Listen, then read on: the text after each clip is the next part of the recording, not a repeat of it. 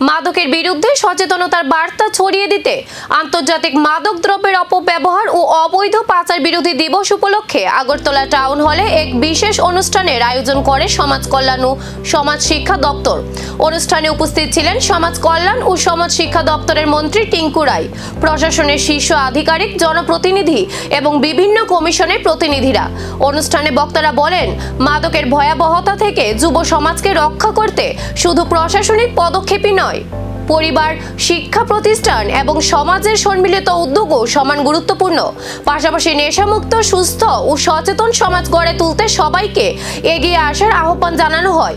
মাদকের অপব্যবহার ও অবৈধ পাচারের বিরুদ্ধে ঐক্যবদ্ধভাবে লড়াই গড়ে তোলার বার্তাও উঠে আসে অনুষ্ঠানে। যদি লাগাই তাহলে যদি গাছটা বাঁচে, এর জন্য এই 2 বছর থেকে এই স্লোগান দিয়েছে।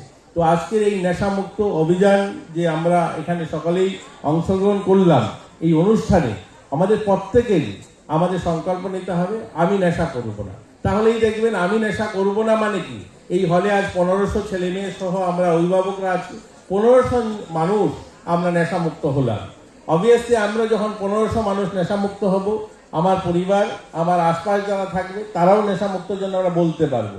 আমাদের দুর্ভাগ্য হলো আমরা যারা বলি নেশা মুক্ত অভিযানে সামিল হই, আমরাই অনেকে নেশা করি। এই কথাটা হয়তো আজকের দিনে এখানে মিডিয়ার বন্ধুরা শুনছেন, সেটাকে অন্যভাবে আপনারা নিতে পারেন, কিন্তু আমি বলতে একবারও দ্বিধা নেই। আমরা যারা বলি আমরাই নেশা করি, অনেকেই যারা বলি নেশামুক্ত সমাজ নির্মাণ করতে হবে, এর জন্য আমাদের সংকল্প নিতে হবে প্রত্যেকটা মানুষকে যে নেশামুক্ত আমি হব। দেখবেন অটোমেটিকলি আমাদের সমাজ, আমাদের সোসাইটি নেশামুক্ত হবে।